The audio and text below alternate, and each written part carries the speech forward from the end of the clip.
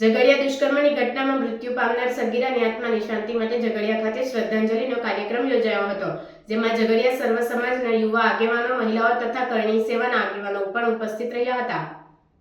આજથી 15 દિવસ પહેલા ઝઘડિયા જીઆઈડીસી વિસ્તારમાં એક 10 વર્ષની સગીર દીકરીનું 36 વર્ષીય વિજય પાસવાન અપહરણ કરી લઈ જઈ તેને ગંભીર ઈજા પહોંચાડી તેના પર દુષ્કર્મ ગુજાર્યું હતું।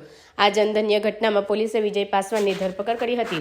જોકે સગીર દીકરીનું વડોદરાની એસએસજી હોસ્પિટલ ખાતે 8મા દિવસે સારવાર દરમિયાન મોત નીપજ્યું હતું। આ જનધન્ય ઘટનાના પડઘા ગુજરાત રાજ્યથી લઈ દેશભરમાં પડ્યા હતા અને વિજય પાસવાન જેવા નરાધમને તાત્કાલિક ફાંસી આપવાની માંગ કરવામાં આવી હતી। ઠેર ઠેર દીકરીના આત્માને શાંતિ મળે તે માટે શ્રદ્ધાંજલિના કાર્યક્રમો, કેન્ડલ માર્ચ જેવા કાર્યક્રમો યોજવામાં આવ્યા હતા।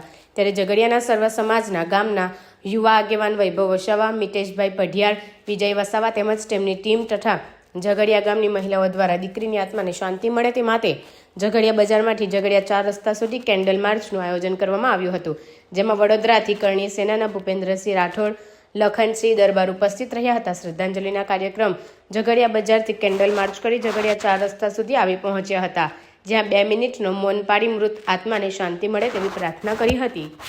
ઝઘડિયા ખાતે સમગ્ર ઝઘડિયાના સર્વ સમાજના લોકોએ જે પૂર્વ એક 9 વર્ષની બાળકી ઉપર જે ઘટના ઘટી હતી અને એ બાળકીનું મૃત્યુ થયું હતું, એના શ્રદ્ધાંજલિ રૂપી ઝઘડિયાના સર્વ સમાજના લોકોએ ભેગા થઈ એ દીકરીને શ્રદ્ધાંજલિ આપવા માટે આજે કાર્યક્રમ કર્યો।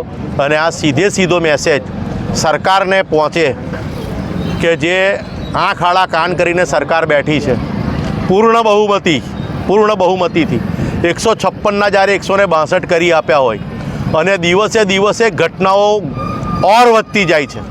ગઈકાલે પણ વાપીની અંદર ઘટના ઘટિત થઈ છે, એટલે વિચારો તમે જેટલી સીટ વધે છે એટલી ઘટનાઓ ઘટિત થાય છે।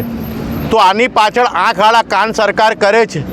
જો જ્યારે તમે 370ની કલમ હટાવી શકતા હોય, CAA NRC લાગુ કરી શકતા હોય, નોટબંધી કરી શકતા હોય અને કરોડો પ્રજા જ્યારે તમને પીડા ભોગવીને બી સહયોગ આપતી હોય કાયદો ઘડવાની અંદર, તો ખાલી મોટી વાતો અને ગધેકી લાતો જેવું આ જે વલણ છે સરકારનું એ પોતાનું વલણ સ્પષ્ટ કરે।